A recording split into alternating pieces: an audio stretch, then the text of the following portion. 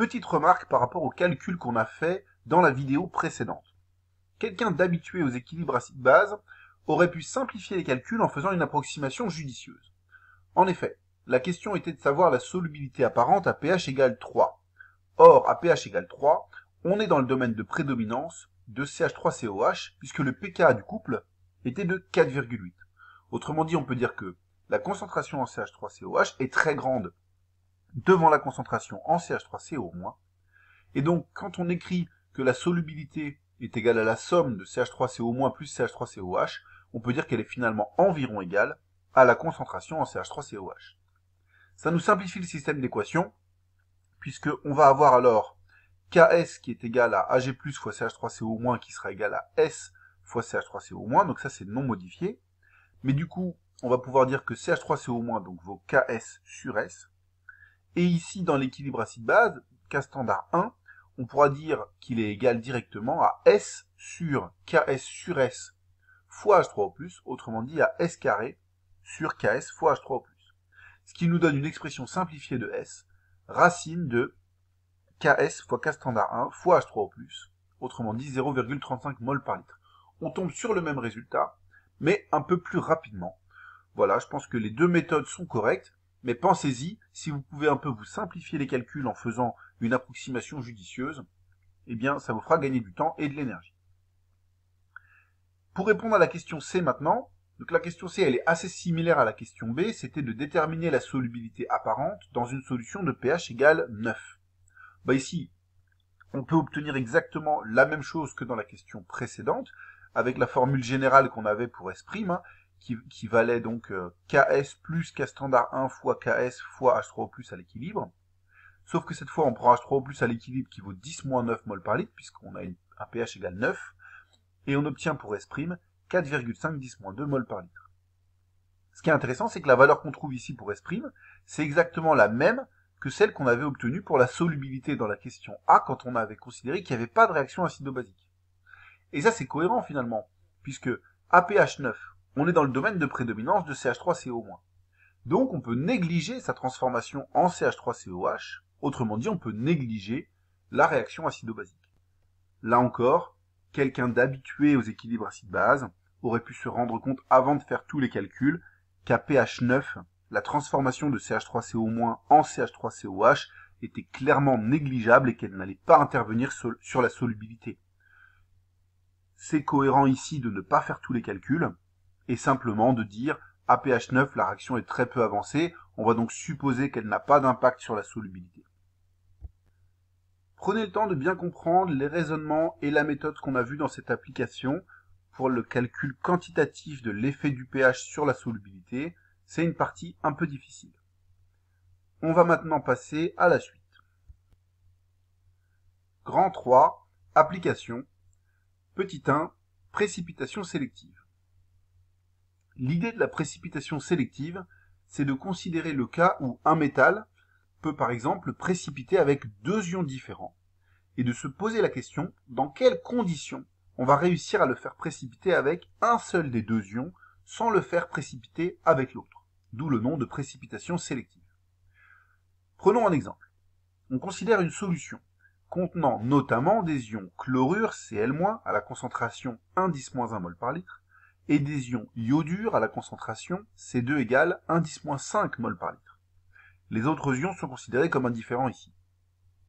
On ajoute progressivement du nitrate d'argent, donc une solution de Ag plus NO3-, qu'on considère comme infiniment soluble ici. Les ions Ag+, que l'on ajoute vont pouvoir réagir soit avec les ions Cl- pour former le solide AgCl, soit avec les ions I- pour former le solide AgI. Pour chacun de ces solides, on donne les valeurs de pKs. pKs pour AgI vaut 16,3 et pKs pour AgCl vaut 8,0. La question c'est, quelle est la gamme de concentration en ions Ag+, à l'équilibre, telle que seuls les ions iodure précipitent et donc pas les ions chlorure? Je vous laisse essayer de répondre à cette question par vous-même, mais je vous donne quand même un petit indice. Une façon élégante de répondre à cette question, c'est de faire les diagrammes d'existence des deux solides, donc de AgI et de AgCl, en considérant que la particule échangée, c'est Ag+, autrement dit en prenant une abscisse en PAG. Ici, c'est judicieux puisque Ag+ correspond à la même particule dans AgI et AgCl, et ce qu'on cherche, c'est une gamme de concentration en ion Ag+. Donc le mieux, c'est de considérer qu'on prend un abscisse PAG et de voir sur les diagrammes ensuite dans quel domaine AgI existe et dans quel domaine AgCl existe. Je vous laisse le faire en mettant pause sur la vidéo. Je donne la solution dans quelques instants.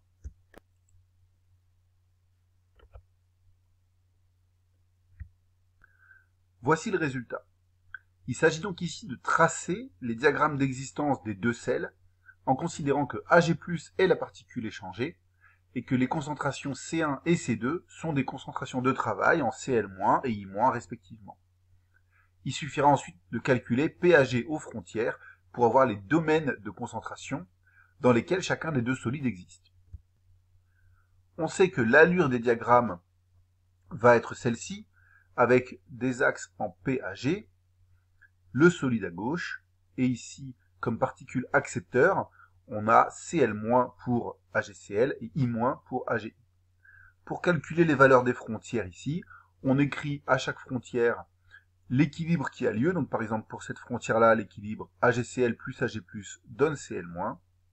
Et on écrit ensuite qu'à la frontière, on a Ks égale concentration en Ag+ fois concentration en Cl- égale concentration en Ag+ fois C1, qui est ici la concentration de travail en Cl-.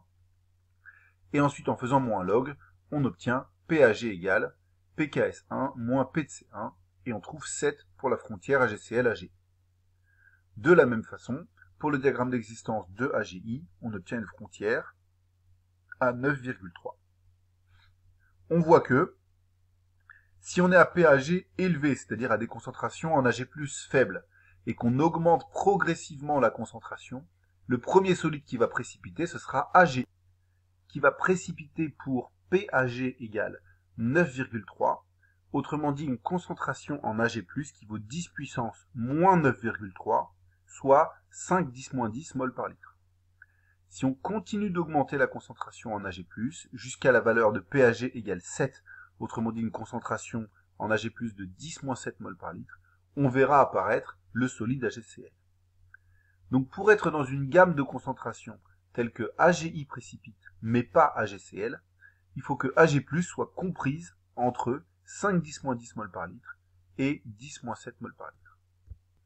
On voit ici que faire des diagrammes d'existence judicieux a permis d'avoir un raisonnement assez simple pour répondre à la question posée. Et donc vous pouvez retenir ça s'il y a des compétitions dans la précipitation entre deux solides, ou si on cherche des fois des gammes de concentration dans lesquelles un solide existe ou non en comparaison avec d'autres solides. Ce genre de diagramme est souvent très utile.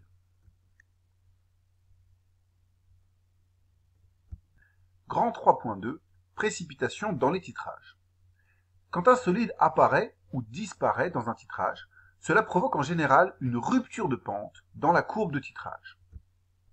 Cela vient du fait que mathématiquement, un nouvel équilibre arrive ou s'en va, et donc l'expression de Ks, qui n'était pas vérifiée avant l'apparition du solide et qui devient vérifiée, ou qui à l'inverse était vérifiée et qui tout d'un coup ne l'est plus, va changer grandement la courbe. Il est important de savoir repérer ce type de points, ces ruptures d'équilibre, car ils nous donnent des indices importants sur les réactions qui se produisent au cours du titrage. Prenons par exemple la simulation du titrage d'une solution d'ion Al3+. Comme nous l'avons vu précédemment, les ions Al3+, peuvent former au contact de la soude un hydroxyde amphotère de formule AlOH3. Et ensuite, si on continue d'ajouter des ions HO-, le complexe AlOH4-. Voici ici la courbe obtenue quand on fait la simulation du titrage de 40 ml d'une solution d'ion Al3+, à la concentration 7,5-10-3 mol par litre, dans de l'acide chlorhydrique à la concentration 0,01 mol par litre, par une solution de soude, NaOH, de concentration 0,1 mol par litre. On voit que initialement le pH est très acide, un pH de 2, qui correspond bien à une concentration d'acide chlorhydrique de concentration 10-2 mol par litre. Et quand on ajoute de la soude, le pH augmente. Seulement, au lieu d'obtenir un saut de pH comme d'habitude, on voit qu'on a une augmentation du pH jusqu'à un point où il y a une rupture de pente, comme si le saut de pH était interrompu. Puis un nouveau plateau. Ça, c'est typique ce genre de rupture, de l'apparition ou de la disparition d'un solide. On a ensuite une augmentation très lente du pH jusqu'à un véritable saut de pH ici, mais on voit qu'après ce saut de pH, de la même façon, au point D, on a quelque chose comme une rupture de pente. Ça peut signifier aussi qu'à cet endroit-là, un solide est apparu ou a disparu. On observe finalement 3 équivalences sur cette courbe de titrage, au point B, C et D. Mais dans le cas des points B et D, l'équivalence n'est pas marquée par un saut de pH, mais par un point anguleux. En prenant en compte toutes les informations données dans cet énoncé, ainsi que le fait qu'il y a un point anguleux en B et en D, essayez de trouver quelles sont les réactions qui se produisent lors de ce titrage dans les parties AB, BC et CD. Je vous laisse y réfléchir en mettant pause sur la vidéo et je donne la solution dans quelques instants.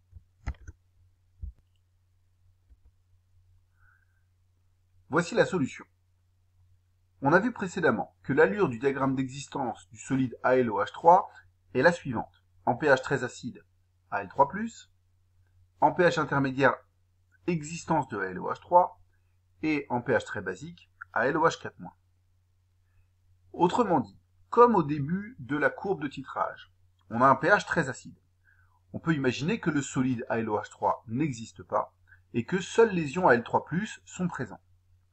Lorsque l'on ajoute de la soude, le pH augmente jusqu'à ce qu'on arrive au point B, où la rupture de pente nous indique qu'un solide apparaît. Si un solide apparaît, eh bien cela va être AlOH3, puisqu'en augmentant le pH, on arrive dans son domaine d'existence. Au point B, on va donc avoir l'apparition du tout premier cristal d'AlOH3. Mais pour l'instant, un seul cristal est formé quand on est en ce point-là, et la grande majeure partie de l'aluminium est encore sous forme d'Al3+. Ce qui va se passer entre B et C, c'est la transformation progressive de tous les ions Al3+, en ions AlOH3. Mais alors que se passe-t-il entre A et B? Eh bien entre A et B, ce n'est pas l'aluminium qui réagit, puisque si c'était l'aluminium qui réagissait, on aurait formé AlOH3 avant le point B. C'est tout simplement les ions H3O+, qui ont été ajoutés par l'acide chlorhydrique, qui vont réagir entre A et B. Dans la partie AB, les ions H3O+, réagissent avec les ions HO- ajoutés lorsqu'on ajoute de la soude pour former de l'eau. Quand on arrive à la partie BC, on a donc la réaction Al3+, plus 3HO- donne AlOH3, qui commence au point B avec l'apparition du premier cristal d'AlOH3, et qui termine au point C, qui est l'équivalence du titrage, donc le milieu du saut de pH. Quand on est au point C, qui correspond à une équivalence, ça signifie qu'on a fait réagir quantitativement les ions Al3+, qui se sont quasiment tous transformés en AlOH3. Il n'y a quasiment plus que du AlOH3 en solution. Si on ajoute des ions HO- et qu'on continue le titrage, alors on va transformer AlOH3 en AlOH4-. Et c'est pour ça que quand on arrive au point D, on a une autre rupture de pente.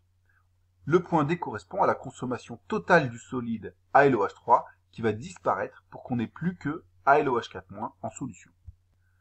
On peut donc conclure en disant que dans la partie C donne D, il se produit la réaction AlOH3 plus HO- donne AlOH4-. Et qu'au point D, le solide AlOH3 a entièrement réagi et son dernier cristal disparaît. Prenez le temps de bien comprendre les raisonnements qu'on a fait ici et de voir comment, en repérant les points de rupture de pente sur un titrage qui fait intervenir des solides, on peut mieux comprendre quelle réaction se produit, puisqu'on peut savoir quand les solides apparaissent et quand les solides disparaissent dans le titrage.